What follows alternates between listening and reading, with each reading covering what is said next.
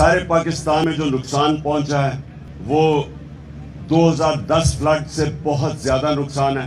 2010 flood کے اندر بھی میں نے کام کیا تھا جنوبی پنجاب میں اور تھوڑا سندھ میں. جو میں نے اوپر سے جب سندھ گیا سکھر گیا وہ جو میں نے اب دیکھا ہے، اور یہ سارا D G Khan Taunsa D I Khan جو تباہی یہ کوئے سلیمان سے آئی ہے، یہ بہت بڑا امتحان ہے ہمارے ملک کے لیے. اس کے لیے ساری قوم کو مل کے اکٹھا ہو کے ایک دوسرے کی مدد کرنی پڑے گی.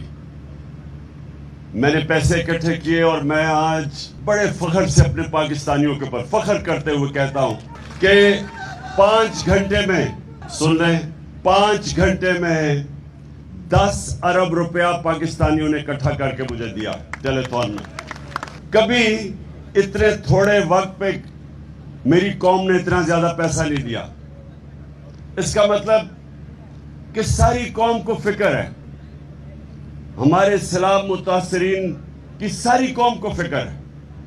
مجھے صرف ایک افسوس ہے کہ پیسے اکٹھے کر رہا ہوں میں متاثرین کے لیے، اور یہ جو امپورٹڈ حکومت اس سے خوف زدہ ہو کے انہوں نے کیبل ٹیلی ویژن کے اوپر ٹیلی تھون کی نشریات ہی بند کر دی.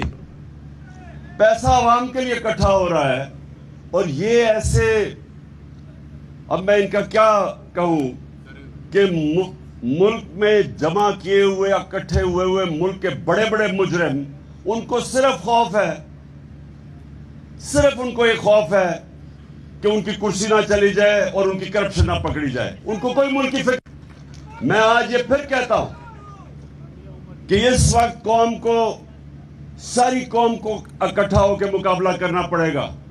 یہ بہت بڑا اس وقت پاکستان کے اوپر امتحان ہے.